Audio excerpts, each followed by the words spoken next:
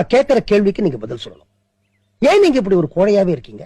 Sir, நினைச்ச அப்பா அம்மாவுக்கு நான் பிறக்கல, கிடைச்ச அப்பா அம்மாவுக்கு தான் பிறந்தேன். கிடைச்ச அப்பா அம்மாவுக்கு பிறந்ததுனால நினைச்ச குழந்தை பருவம் கிடைக்கல, கிடைச்ச குழந்தை பருவம் தான் கிடைச்சது. கிடைச்ச குழந்தை பருவம் கிடைச்சதுனால நினைச்ச பள்ளிக்கூடத்துல படிக்கல, கிடைச்ச பள்ளிக்கூடத்துல தான் படிச்சேன். கிடைச்ச பள்ளிக்கூடத்துல படிச்சதுனால நினைச்ச உத்தியோகம் கிடைக்கல, கிடைச்ச உத்தியோகம் தான் கிடைச்சது. கிடைச்ச உத்தியோகம் கிடைச்சதுனால நினைச்ச பொண்டாட்டி கிடைக்கல, கிடைச்ச பொண்டாட்டி தான் கிடைச்சா. அதுக்கப்புறம் என்னால எப்படி சார் வீரனா இருக்க முடியும்? வடிவேலு, இவர் சொன்னது ஏதாவது புரிஞ்சுதா? நினைச்ச மனுஷனை நீங்க கொண்டு உட்கார வைக்கல, கிடைச்ச மனுஷனை தான் உட்கார வச்சிருக்கீங்க.